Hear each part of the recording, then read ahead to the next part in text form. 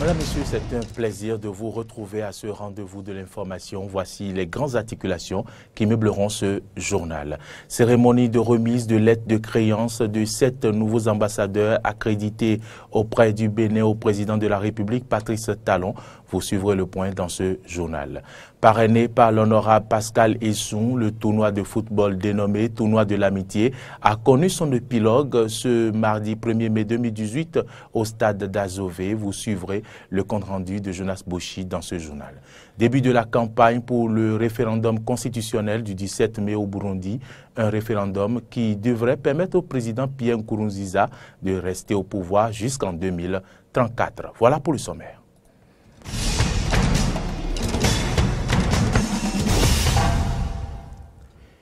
Merci donc de votre fidélité à Eden TV. Bienvenue dans ce journal. Vous le savez, ce 3 mai, la communauté internationale célèbre la Journée internationale de la liberté de presse et à cet effet, une messe a été dite par le père Crépin Akapovi, directeur de publication de l'hebdomadaire catholique La Croix du Bénin, à l'intention des professionnels des médias défunts. De nombreux professionnels des médias ont pris part à la dite messe dans la matinée de ce jeudi 3 mai au Codiam de Cotonou. Suivons ici un extrait des propos des enfants des défunts et de certains professionnels des médias. Je pense que c'est un devoir de mémoire parce qu'il y a des gens qui nous ont précédés et qui ont fait de la presse béninoise ce qu'elle est aujourd'hui. Ils ont été la boussole de la presse béninoise et c'est un devoir de mémoire que de se rappeler de ces gens-là en ce jour où nous célébrons la journée mondiale de la liberté de la presse. Moi, je pense particulièrement à Marie-Hubert Agbo, à Hélène Oussou, des gens que j'ai côtoyés à LC2, qui a été ma maison mère dans cette profession-là. Mes impressions sont très bonnes parce que cette journée est une journée importante, elle est capitale. Parce que c'est la journée mondiale de la liberté de la presse. La liberté qui s'exerce sous plusieurs formes. Je voudrais remercier le prêtre officiant qui a délivré un très bon message. J'ai retenu une citation de Rabelais qui dit « Science sans conscience n'est que ruine de l'âme ». Vous savez que la conscience est un attribut de l'âme. Et cette conscience est mise à l'épreuve lorsqu'il s'agit d'exercer la liberté. Les journalistes sont traqués aujourd'hui pour leur courage, leur capacité et leur volonté de dire la vérité, de faire savoir, de porter l'information. Et ça coûte extrêmement cher. Donc je voudrais rendre hommage à tous les journalistes du monde, et particulièrement bien sûr à tous les journalistes du Bénin. Et ceux qui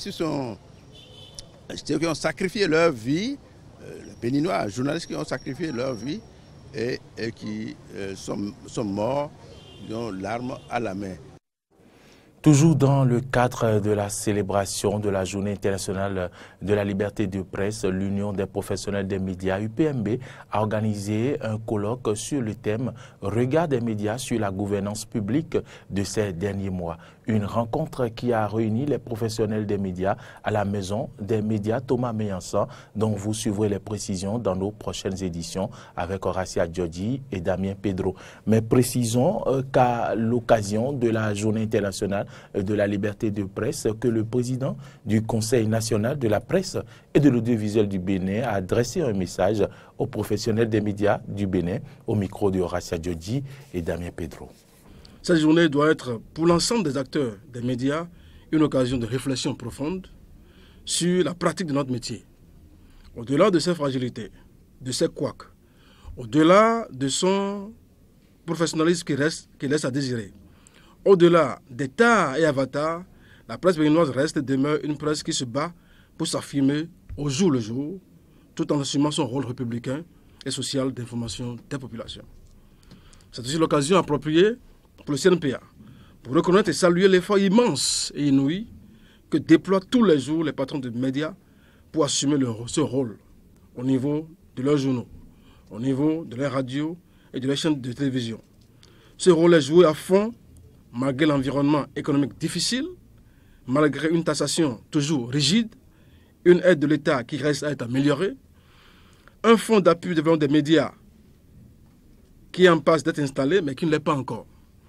Le CNPA est en lobbying constant avec le gouvernement, la HAC, le ministère de la Communication et le ministère des Finances pour l'aboutissement heureux de ces divers chantiers.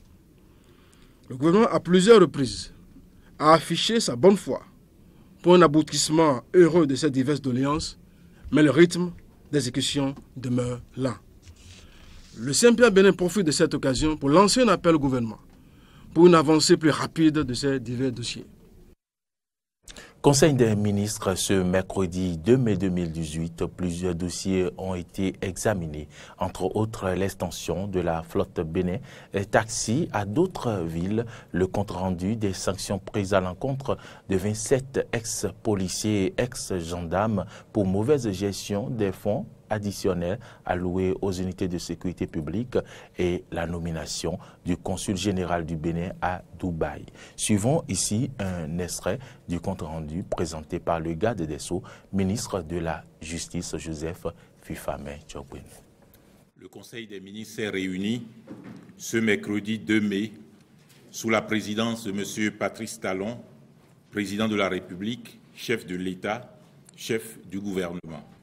Au titre des mesures normatives, le décret portant sur la matière suivante a été adopté. Il s'agit de l'autorisation de ratification de l'accord de prêt signé entre le Bénin et la Banque africaine de développement dans le cadre du financement partiel du projet de restructuration et d'extension du système de répartition et de distribution de la Société béninoise d'énergie électrique.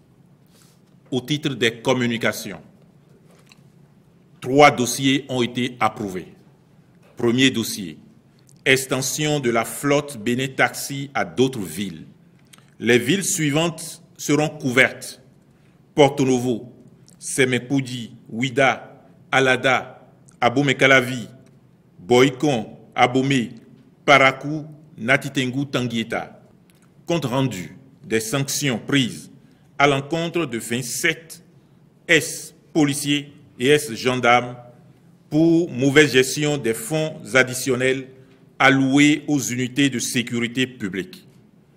Dans le cadre du renforcement du dispositif sécuritaire de notre pays, le gouvernement a mis à la disposition des unités opérationnelles de l'ancienne police nationale et de l'ancienne gendarmerie nationale des fonds additionnels. Ces fonds destinés aux unités territoriales ont été remis directement aux chefs d'unité avec des consignes fermes et des procédures précises en vue de leur bon usage. Nonobstant toutes ces dispositions, les contrôles effectués ont décelé des irrégularités graves dans la gestion des dits fonds. En effet, dans certains cas, ils ont été détournés par certains responsables d'unités à des fins autres que leurs destinations initiales ou utilisés sans justifications objectives. En raison de la qualité des mises en cause et de la gravité des fautes professionnelles commises, les intéressés ont été traduits devant les conseils de discipline. Ceux-ci ont émis des avis variant de la non-activité temporaire à la radiation avec perte de grade à l'égard des 27 anciens policiers et anciens gendarmes concernés. Restons au palais de la Marina où plusieurs ambassadeurs ont présenté plutôt leur lettre de créance au chef de l'État Patrice Talon. Il s'agit entre autres de Emmanuel Kayode Ogutouazé, nouvel ambassadeur de la République fédérale du Nigeria près le Bénin, Léo Kaba, ambassadeur de la République du Ghana, Hakim Troster, ambassadeur de la République fédérale d'Allemagne, Jin Taoping, ambassadeur de la République populaire de la Chine près le Bénin. On quitte le palais de la Marina pour parler de la distinction du président directeur général du groupe Petroline ce vendredi à Abidjan. Samuel Doussouaoré a décroché le Grand Prix de la 9e édition des bâtisseurs de l'économie africaine lors d'une soirée de gala. Cet acteur économique d'élite a reçu ce Grand Prix pour sa crédibilité et sa notoriété sur le continent africain dans divers secteurs contribuant à créer la croissance grâce à des idées d'avance et plus d'audace. Précisons que l'homme d'affaires béninois Samuel Dossou Aoré, président du groupe Pétroline, s'est développé avec succès dans des secteurs diversifiés tels que le pétrole, l'aviation, les télécoms, l'immobilier, les infrastructures et les médias. Pour lui, sans la paix, l'Afrique ne peut pas marcher. En allusion au thème du forum qui a précédé dans la matinée du vendredi du 27 avril dernier, la soirée de gala, bien sûr ruée des investisseurs vers l'Afrique, menace ou opportunité, c'est le thème de cette journée. Et Samuel Dossou Aoré a déclaré que le continent a hérité d'un système économique qui est devenu une source d'intérêt. Mais nous les Africains, nous ne nous laisserons pas prendre au piège. Autre information dans ce journal, les poissons fumés à base des fours traditionnels au Bénin seraient exposés aux polluants organiques persistants et qui sont toxiques et résistants à la dégradation de l'air. Une technologie nuisible à l'environnement et à la santé. Antoinette Sagbo s'est intéressée à la question avec Denis Maroya. Suivez plutôt. Toxiques et résistants à la dégradation de l'air, les polluants organiques persistants POP résultent des rejets liés aux activités humaines dont le fumage des poissons, une activité très répandue au Bénin. Rassemblées autour de plusieurs feux dans des bacs métalliques, ces femmes du marché de Djefagar contrôlent le processus du fumage des poissons posés sur des grillages au-dessus des flammes. Ces feux, alimentés par un combustible constitué de carton de bois, dégagent une épaisse fumée. L'utilisation des fours traditionnels pour le fumage des poissons constituerait un danger au plan environnemental et sanitaire. En réalité, les activités de fumage de poissons avec les fours traditionnels libèrent des fumées et dans ces fumées se trouvent certaines substances toxiques, les dioxines et les furanes qui doivent être réduits dans le cadre de la Convention de Stockholm. Quelle est donc la technique de fumage des poissons? Quand nous achetons les poissons, nous les lavons, puis nous faisons le feu. Après avoir disposé ces poissons sur les grillages, nous passons à la cuisson. Pendant 2 heures au moins, nous faisons le contrôle pour avoir un changement de couleur de ces poissons fumés. Ensuite, nous passons à la vente de ces poissons. Les bacs métalliques que nous utilisons pour faire les feux ne sont pas adaptés à notre activité, ce qui fait que nous utilisons une grande quantité de bois de feu. On tombe souvent malade parce que nous sommes exposés tous les jours à la fumée. Selon Bertin Bossou, cette pratique ne respecte pas les règles d'hygiène. Ce qu'elles font ne respecte pas l'hygiène. Elles font éviscérer des poissons à même le sol. Elles n'utilisent pas les équipements de protection individuelle. Et elles sont sales en fumant, ça ne respecte pas les normes d'exportation. L'objectif n'est pas que de vendre le poisson qu'au Bénin. Ça doit être exporté pour que ces femmes-là aient un peu de devise pour pouvoir jouir de leurs activités. Quels sont les impacts de l'utilisation des fours traditionnels sur l'environnement et la santé? La fumée, le feu avec les arbres ne doit pas faire bon ménage. Ça empêche la plante de pousser. Sans savoir, certaines femmes peuvent utiliser aussi ces bois comme bois de feu, ce qui n'est pas recommandé. Nous sommes ici maintenant, mais c'est une atmosphère irrespirable parce que les fumées polluent l'environnement. Ça pollue le sol, ça pollue les eaux qui sont autour de nous. Le tabac est responsable de 30% des cancers et le fait que ces femmes soient exposées, ces femmes ou ces enfants soient exposés à longueur de temps à ces fumées peut être à l'origine dans 5, dans 10 ans des cancers que nous voyons aujourd'hui, que nous diagnostiquons aujourd'hui. Le plus incriminé souvent c'est le cancer du poumon, mais il ne faut pas oublier les cancers de la sphère ORL et puis le cancer de la vessie, le cancer aussi du col utérin et parfois le cancer du sein chez les femmes. Mais l'autre versant du problème, c'est que quand c'est des poissons qui sont fumés avec beaucoup de sel pour permettre la conservation, en ce moment, c'est nuisible pour la santé. Pour éviter la contamination des poissons fumés par les polluants organiques persistants, le ministère du Cadre de vie, dans la mise en œuvre de la Convention de Stockholm, a initié un projet pilote de fumage de poissons avec l'installation des fours améliorés. Il s'agit de la technique FAO Tiaroy de transformation. C'est du Sénégal que ça a été inventé dans un centre de formation halieutique. Ce four a été testé scientifiquement et on constate que ça réduit au minimum les HAP, dont les dioxines et les furanes, qui nous donnent des maladies cancérigènes. Les communes de Grand Popo à Vrancou ont déjà bénéficié de ces fours améliorés avec l'appui de l'Organisation des Nations Unies pour l'alimentation et l'agriculture et Guerre Bénin. Le FTT Tiaroy, une technique de transformation de pointe, sera généralisée dans les marchés les mois à venir, ceci avec la construction des marchés modernes.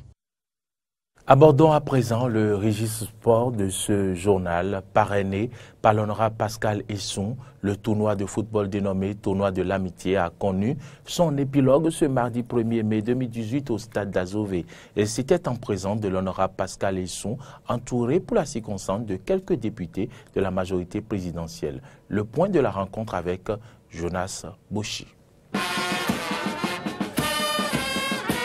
Organisé par l'honorable Pascal Esson, le tournoi de l'amitié a mis en compétition 9 équipes de football des communes d'Aplahoué, de Diakotomé et de Kleukamé. Promesse FC d'Azové et Atomé FC s'affrontent ce mardi 1er mai pour la finale. Juste après le coup d'envoi par l'honorable Pascal Esson, Promesse FC a été prise en otage durant les 15 premières minutes par l'équipe adverse, Atomé FC.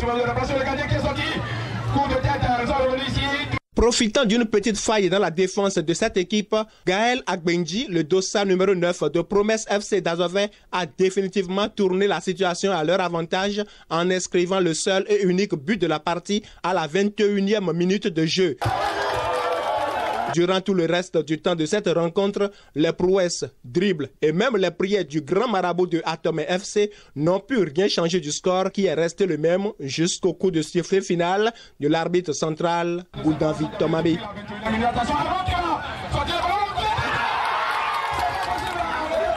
Les capitaines des deux équipes tirent donc les conséquences de cette rencontre. Ce soir, il y a un petit problème entre nous.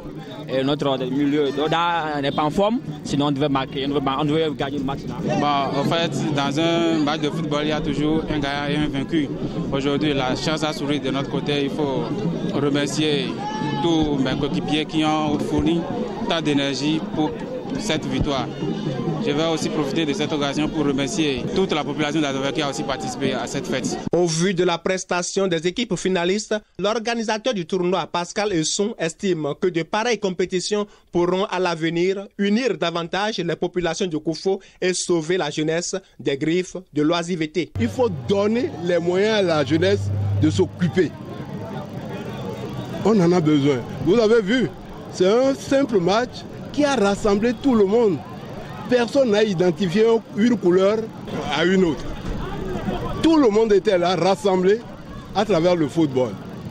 C'est parce que nous n'offrons pas ces conditions que les jeunes restent là. On parle de Gaïman, on parle de ci et de cela. L'honorable Esson exhorte les dirigeants de ce pays à donner plus de moyens à la jeunesse à s'occuper véritablement. Un appel au chef de l'État pour qu'à travers le pays, on donne les moyens aux jeunes de s'occuper véritablement.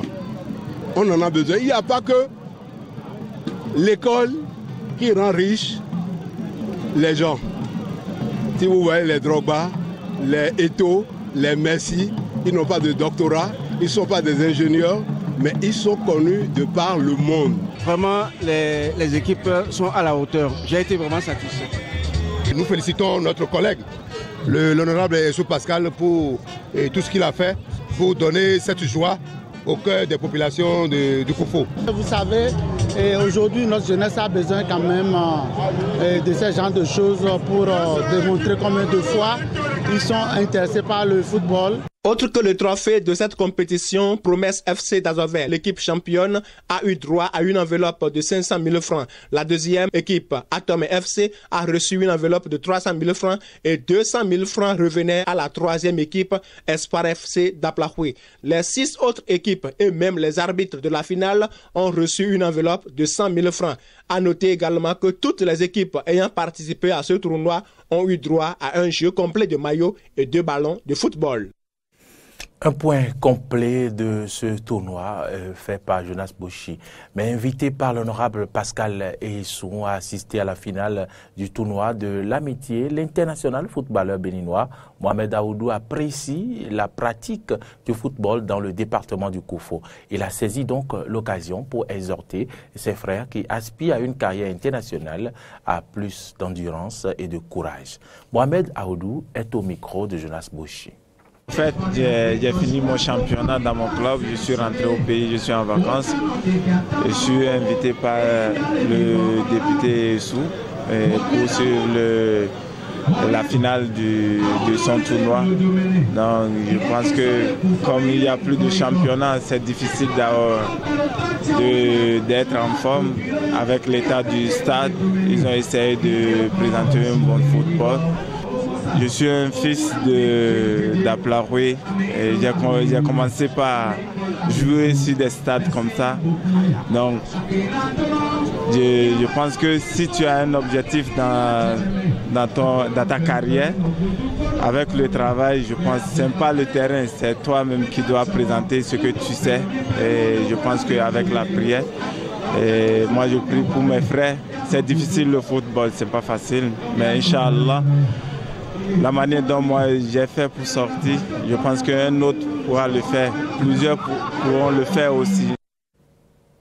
En interactualité, la campagne officielle pour le référendum constitutionnel du 17 mai au Burundi qui devrait permettre au président Pierre Nkurunziza de rester au pouvoir jusqu'en 2034 a démarré et doit durer 14 jours selon un décret présidentiel. Seule la campagne pour le oui ou le non est autorisée. Le décret présidentiel publié il y a une semaine prévoit en effet une peine de 1 à 3 ans de prison pour quiconque tentera de convaincre les électeurs de s'abstenir de voter.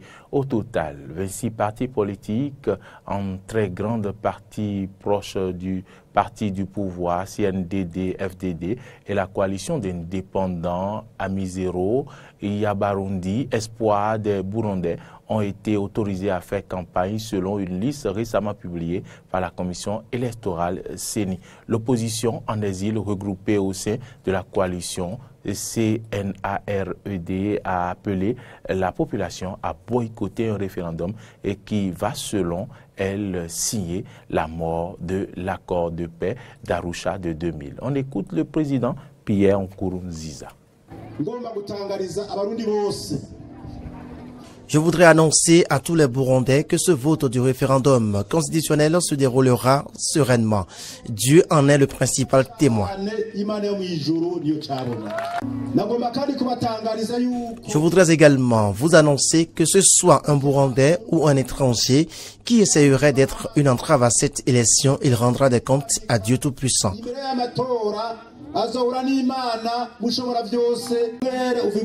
Et d'ailleurs, l'exemple vient d'en haut et se répand partout dans le pays. Prenez donc l'exemple sur moi, je voterai oui. Dans les grandes exploitations agricoles comme dans les plus petites parcelles d'Afrique se joue une guerre silencieuse imposée par une petite chenille qui a su en 2 ans conquérir le continent et menace la sécurité alimentaire de ses habitants. Reportage. À première vue, un petit insecte inoffensif, pourtant il fait de gros dégâts. En 2 ans, la chenille légionnaire d'automne a conquis le continent et menace la sécurité alimentaire de ses habitants. Officiellement détectée en Afrique de l'Ouest en 2016, elle s'attaque surtout à la culture du maïs. Wycliffe Ngoda est fermier dans l'ouest du Kenya. Il a été fortement touché en 2017. J'ai perdu la moitié de ma récolte, donc ça représente 50% de revenus en moins. Il faut donc trouver d'autres sources de revenus extérieures. En plus, l'année dernière, le prix du maïs était au plus haut.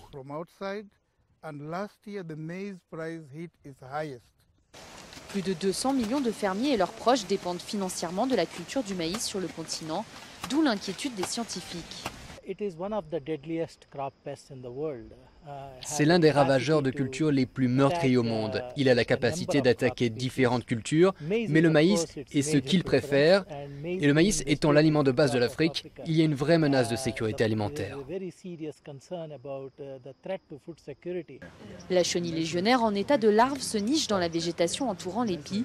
Sa durée de vie est relativement courte, 1 mois et demi, mais durant ces 2 dernières semaines, elle se transforme en papillon et peut parcourir jusqu'à 100 km en une seule nuit. Pour riposter, il existe plusieurs solutions dont les pesticides, mais il faut en changer régulièrement car la chenille crée des résistances. Certains utilisent des détergents domestiques ou encore d'autres méthodes plus artisanales. L'année dernière, ils ont utilisé des cendres et ça a fonctionné pour certains. D'autres mettent de la terre dans l'entonnoir de la culture et cela a fonctionné pour certains d'entre eux. Parce que je pense que ça suffoque, ça étouffe l'insecte. Faute de solution miracle pour éradiquer la chenille, les chercheurs préconisent des semailles précoces et de passer en mode culture alternée pour augmenter les rendements et compenser ainsi les pertes. Alors que l'armée et la police malgache ont mis en demeure le gouvernement et l'opposition de trouver rapidement une issue à la crise politique qui agite le pays au 12e jour de la fronde contre le régime du président Heri Rajaonari Mampianina, députés comme manifestants, semblent de plus en plus fatigués, place du 13 mai. Et ce n'est pas le cas de Felana, oui, mère de famille de 29 ans, présente tous les jours depuis le 21 avril et avec toujours le même engouement. Reportage. Chaque jour, Felana traverse ce canal d'eau usée. Ici, les enfants jouent près de latrines à ciel ouvert. Felana habite dans le quartier de Bekrar à Antananarive, la capitale malgache. Elle vit dans cette unique pièce avec son mari et ses 2 enfants. Si je ne travaille pas, les enfants ne mangent pas. Pourtant, il faut qu'ils mangent 3 fois par jour, alors qu'ils ne mangent qu'une seule fois, le soir. Il y a des gens qui sont aisés et qui nous donnent un peu de reste de repas. Et c'est ça que mangent mes enfants. Car avec les 10 000 ariaris que je gagne par semaine, je dois payer le loyer, le repas et l'école des enfants. Felana travaille dans ce lavoir avec des dizaines d'autres femmes. À Madagascar, le prix du riz a doublé en un an, passant de 1400 ariars, soit 40 centimes d'euros le kilo l'année dernière, à près du double aujourd'hui. Mais le salaire de Felana n'a pas bougé. Elle gagne 2 centimes d'euros par vêtement lavé. Mais pour le président de la République et Radzonar Mampian, elle ferait un prix spécial. Le président ne viendrait jamais ici pour faire laver son linge. Il doit avoir sa propre machine à laver. S'il venait ici, je lui ferais ça pour 1000 ariaris par vêtement. Depuis le début des manifestations, Felana est tous les jours sur la place du 13 mai pour exprimer son ras-le-bol avec toujours la même ferveur. Je suis motivée parce qu'on est jeune et on ne veut qu'une chose, c'est travailler. Et puisque le gouvernement n'arrive pas à nous donner du travail, on veut qu'il se dégage. Dans un pays où 9 personnes sur 10 vivent avec moins de 2 euros par jour, la mobilisation dure pour le moment, mais difficile de prédire l'issue du mouvement alors que l'élection présidentielle n'aura lieu qu'à la fin de l'année. C'est sur cet élément sur Felana que nous bouclons cette édition. Bonne fête à tous les professionnels des médias. Merci à toutes et à tous de nous avoir suivis. Bonne suite de nos programmes.